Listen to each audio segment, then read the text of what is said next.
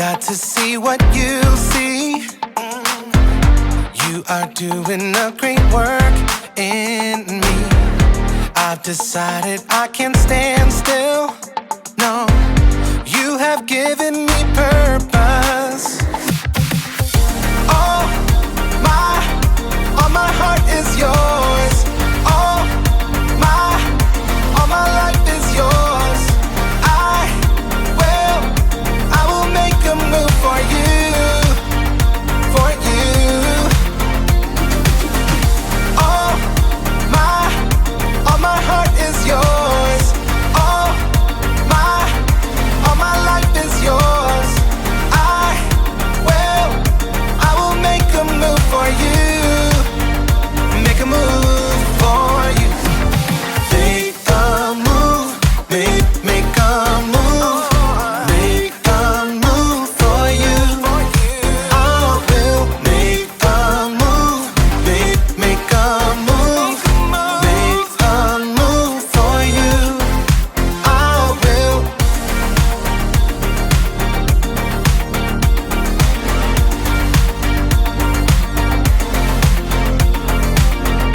I'll take up the call to serve you. You have given me a job to do. I wanna love the world just like you. Yeah, you have given me purpose. All my heart is yours. All my life is yours. I will make a move for you, for you. All my heart is yours. All my life is yours. I will make a move for you. Make a move for you. Make a move, make a move, make a move for you. I will make a move, make a move, make a move for you. I will.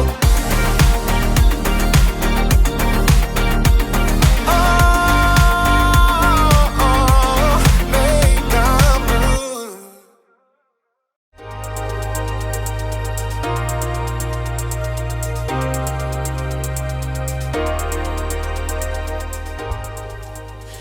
Good day, space travelers! It is I, Jacob, and I'm here to take you to the very edge of the universe, or at the very least, the very edge of initiative. Initiative is seeing what needs to be done and doing it. Initiative is very important.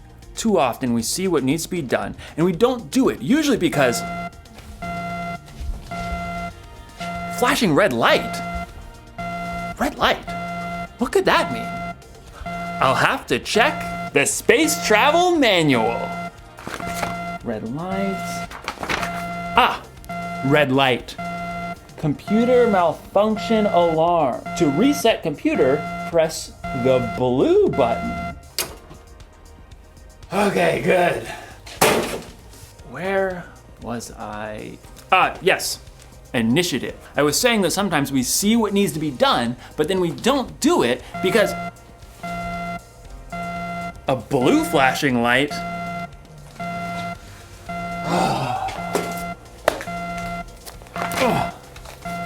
Blue light, blue light, blue light, blue light. Clogged toilet. To unclog, press the orange button. That'll do the trick. Man, it's really hard to focus around here. What I was saying was, a flashing orange light? Okay.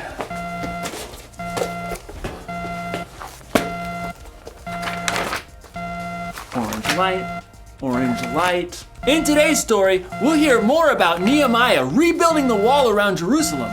A really difficult job. Orange light. Got it. Whew. I hope Nehemiah doesn't lose focus. Oh, man. What could that alarm be? Oh. I just got a text message. See you in a few. The Bible. It's 66 books of history, stories, letters, and poetry that fit together to form God's one big story. The epic adventure of how He created us and loves us so much that He made a way to rescue us. As we travel through the Bible, from Genesis to Revelation, we discover people who met God and found their lives changed forever. Now, for an amazing story, inspired by the book of Nehemiah, chapters 2, 4, and 6. When Nehemiah traveled to Jerusalem and surveyed the broken down walls, he saw immediately what had to be done. We must rebuild. God moved the hearts of the people to join him. Let's get started! Hooray! But while the Jewish people were eager to repair the tumbled down walls and ruined gates, the people in the lands around them were not so thrilled. What do they think they're doing? A city with no walls stood open to attack. The people inside could never become a strong nation. The enemies of the Jews knew that if the wall of Jerusalem was rebuilt, the Jewish people might become a powerful enemy. They must cease and desist. Sanballat, a Horonite, and Tobiah, an official from Ammon, marched right up to the place where the people gathered to begin work. Pathetic. What a ragtag group. Why bother to even start? You shall never finish. Plus, the king is gonna think you're trying to take over. Nehemiah kept his cool.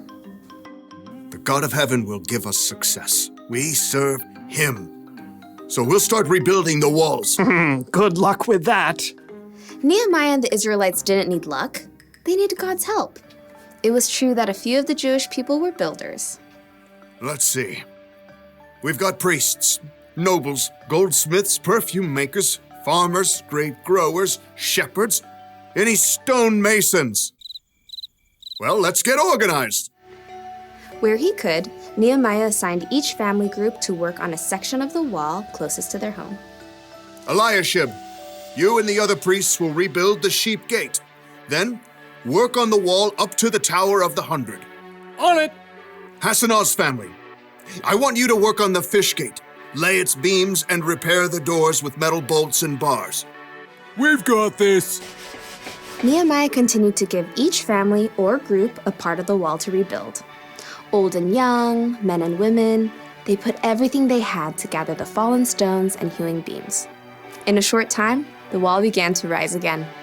Inconceivable. Sanballat and Tobiah were shocked to see the Jews actually making progress. They would mock the work to anyone who would listen. Do those Jews think they can make the wall new in a single day? Preposterous!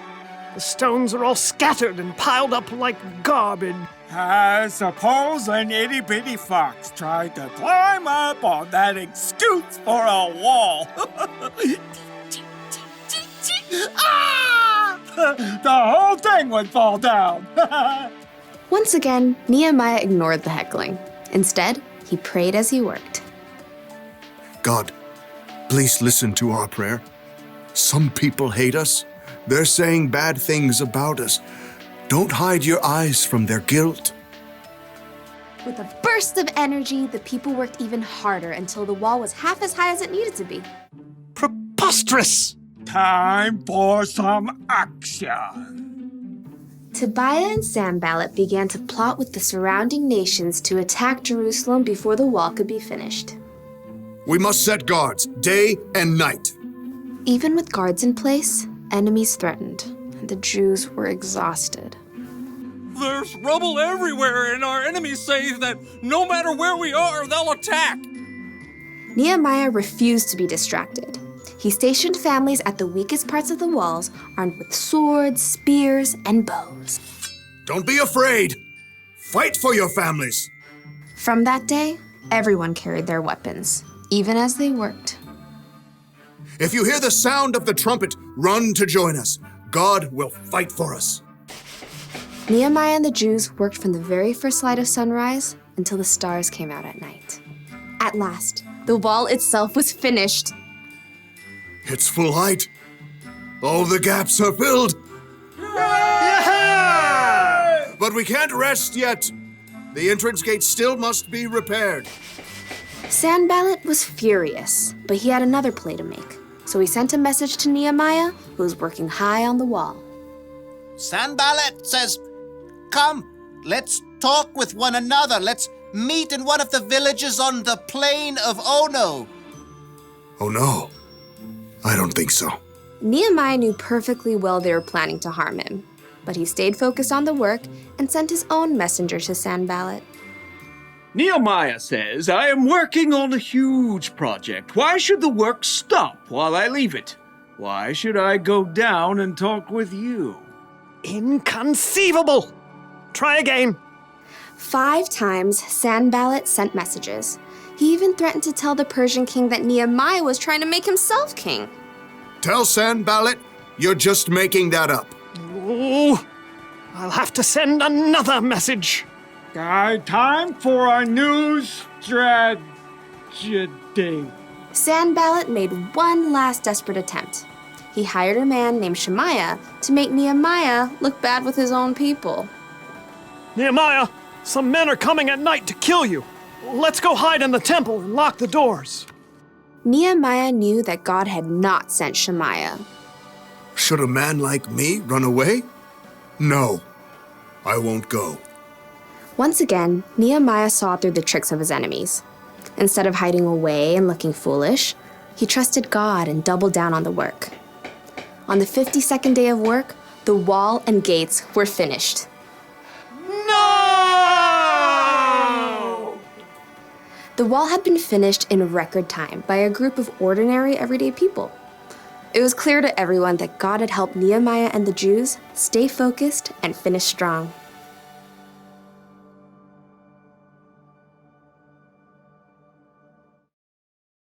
Can't talk now, gotta focus. Sorry about that. It's so easy to get distracted sometimes, isn't it? I mean, you probably don't get distracted by alarms and flashing lights,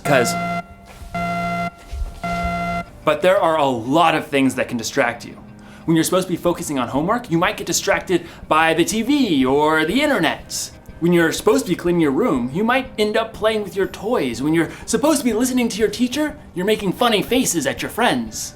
We get distracted by our stuff, by other people, even by our own thoughts and worries. There's so many things fighting for our focus. It can be overwhelming.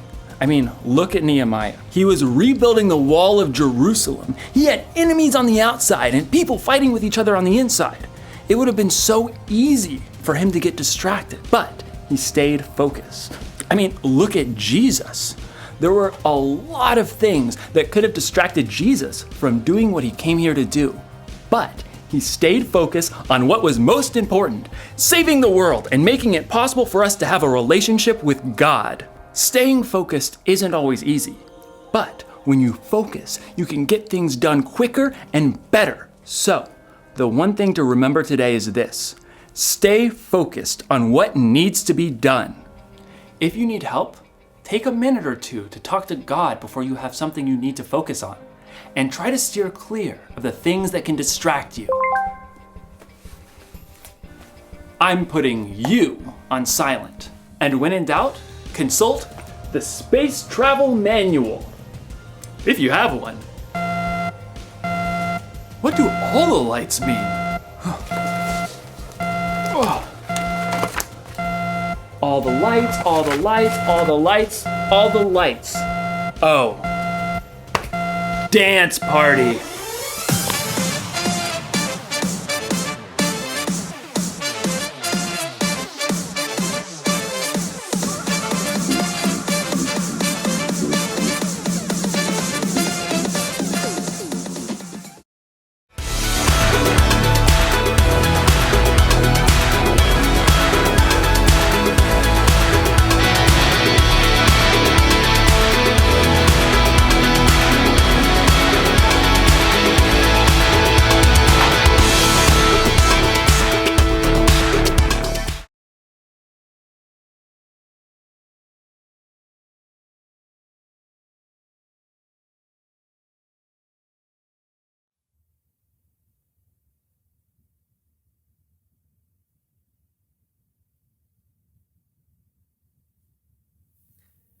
And finally, Neptune.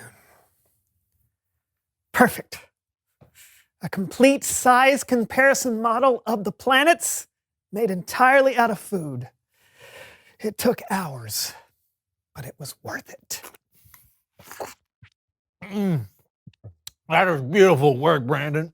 You know, I've always liked Jupiter, but I had no idea it was so delicious. What? What? Jupiter. Neptune! Ow!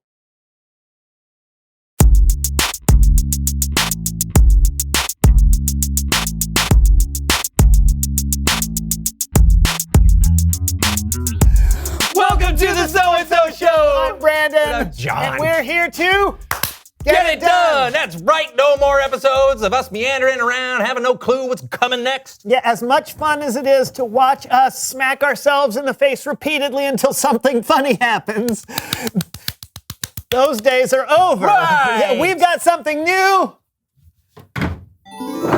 A cue board! Woo! Isn't it beautiful? With this puppy, we will no longer get distracted and run down some weird and ridiculous rabbit hole. Hey, can you imagine a puppy running down a rabbit hole? That would be so will stay cute. focused and on task Oh. so we can... Get it done! Oh! What is that? I don't know. I think... Oh, it's an emergency alert notification. My bad.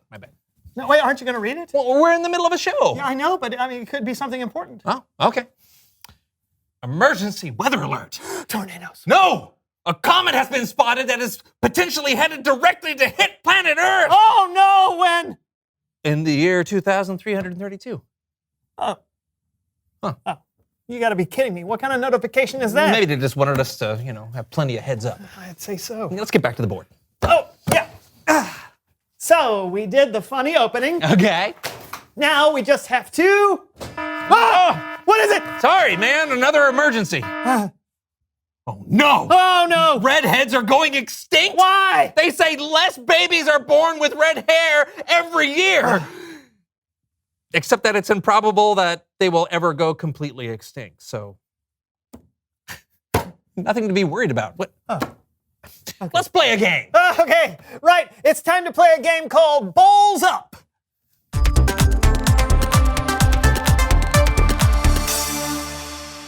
So how do we play this game? I'm glad you asked. Your challenge is to answer as many trivia questions as you can while balancing a bowl of spaghetti on your head. Spaghetti. On our heads? If your opponent gets a question right, you have to ladle sauce on your spaghetti while it's still on your head. What? Ready? Bowls up. Ah! What now? Pollen alert. The pollen count is 1. The pollen count is 1. How is that an emergency? Better safe than sorry, man. Put the spaghetti on your head. We're ready. Question 1. What are Saturn's rings made of? Ice and rock. Correct. Sauce it up. Man. Oh! Silence your phone! And miss out on the latest... What? What? My mom just liked one of my photos. John, seriously, your phone is being... Question 2. Oh! What is the name of the North Star? Polaris. Correct. Sauce it up.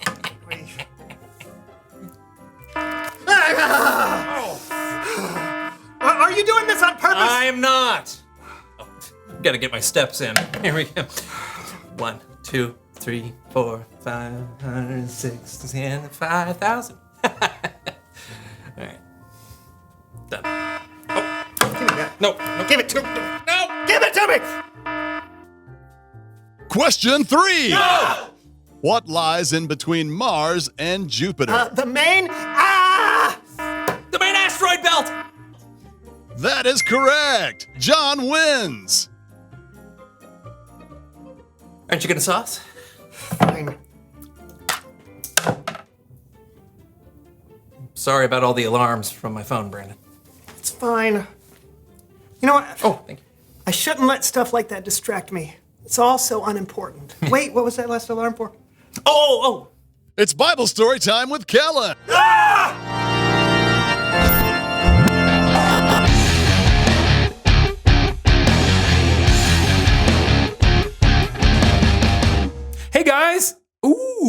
Ooh, nice cue board. We thought it might help us Get it done. I'm guessing it hasn't gone well. We keep getting distracted. I get it. Taking initiative and seeing something through to the end, it can be tough. But you have a Bible story that might help? I do, and it has to do with Nehemiah and his people rebuilding the wall around Jerusalem. I'm gonna need some help though. Are you guys up for it? You bet. And how? Then let's have a little fun with Human Head Puppet Theater! Yeah.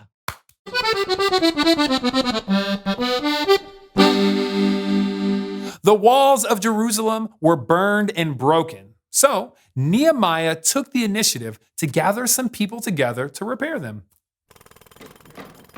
Thanks, everybody, for coming out. Hey, you tell him, Nehemiah. You tell him what we're gonna do. Yeah, okay, thanks. We got lots of work to do. We are going to repair this wall. God will be with us. That's right. You tell him, Nehemiah. I am telling them. Okay, you keep doing it. Okay, yeah. Yeah. He said, yeah. Nehemiah had a plan to rebuild the wall, and the people were motivated to help get it done. But not everyone around Jerusalem was excited for this new wall, especially a guy from nearby Samaria named Sanballat. What does this guy think he is? He waltzes in here like he owns the joint. No respect. No, he thinks he's gonna rebuild the walls. There's not gonna be some sort of retribution. Don't make me laugh. I don't like to laugh. Isn't that right, Tobiah? Huh? Isn't that right, kitty? First, Sanballat did have a friend named Tobiah, but he was not a cat. Second, I think it is safe to say Sanballat was a scary dude, and he did not like Nehemiah. And when the news got back to Nehemiah that Sanballat didn't like him repairing the wall, it did not change Nehemiah's mind one bit. So apparently, Sanballat and his guys don't like us and don't like what we're trying to do. Sanballat, Schmanballat. That's right. They expect us to be shaking in our boots like this. But we ain't gonna do it. No, we ain't. No. We've already built half this wall, and there ain't nothing stopping us from finishing it. No. Ha! When he heard how quickly the wall was being built, Sanballat was very, very angry. I'm not a happy man. And when I'm not happy, I like to play the violin. Gets my mind off things. But if Nehemiah keeps repairing that wall, we'll go to war. And I'll bring the violin. Yeah, no, Sanballat did not play the violin, but he did want to fight. The people were constantly turning to God for help, and they continued to work. Half the people held spears and shields to protect themselves from attack, while the other half worked on the wall. Some even worked with one hand and held a weapon in the other. Listen, I know you're tired and you're scared. Hey, but the Lord is great and powerful. He will fight for us. We got nothing to fear. I think I'd feel better if I had some water. Oh, here you go. Is that better? Much. Good. God was with the people, and they weren't attacked. They were almost finished rebuilding the wall when Sanballat got desperate. We don't like this Nehemiah, do we, Tobiah? No. He thinks this thing is over. It ain't over. I'm going to invite Nehemiah to have a talk. It's hard to do air quotes with this tiny hands. When I say talk, I mean I'm going to invite Nehemiah to... I'm going to make him an offer that he might find reasonable. Kind of like you, all right? Tobiah and sardines. Tobiah, you never say no to sardines, do you? You like those sardines. So Sanballat sent Nehemiah a message to arrange a meeting where they could talk. But Nehemiah, he saw straight through it. I ain't going. You tell Sanballat that I'm working on a huge project, so I can't get away. This is important work. We're gonna finish this wall. Yeah, who's shaking now, Sanballat? Yeah, he's shaking now. Whoa. No matter what Sanballat threw at Nehemiah, Nehemiah didn't falter. He saw what needed to be done, and he did it. He didn't get distracted because he understood how important the job was. The end. What do you think, fellas? I don't know if I could have kept building the wall with all those distractions around me. Me neither. Yeah, but sometimes it helps to remind myself that what I'm doing is important. What we're doing is important, John. Right, Kellen? Definitely.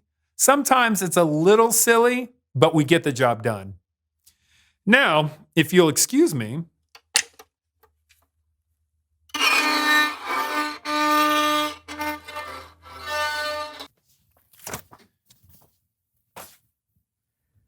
Guess it's time to reveal the question.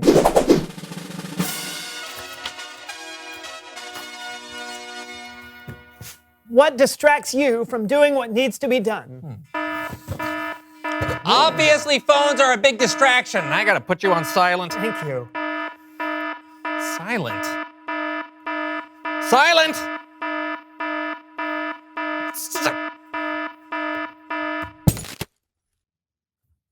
And I've got to quit letting things that don't matter get in the way of doing what's important. What about you? What distracts you from doing what needs to be done? Hey, we did it. We did it. We got through the show. All right. Yeah, woo! Yeah, now we just need to prep for next week. Well then, let's get it done. See you next week on the So-and-So Show. Bye. Okay, how do you want to start next I don't know. What do we got? What are the options? We can do the funny opening. Okay, do the funny opening. All right, that's usually a good way to start. Yeah, usually funny's good. All right. Funny is good. Let's see. Do someone who knows stuff about horses. Oh, that would be super. Yeah, that goes great with. Or we could have, Mr. Ed. Oh yeah, talking horse would be perfect. We could get it straight from the, Mr. Ed's mouth. Yeah. I mean, it's different. Yeah. They'll never see it coming. No, they won't. It will leave them wanting more. That's right. The age-old theater trope. Leave them wanting more. Right. Is it a trope or is it a saying? It's an adage. What we're doing with the horses.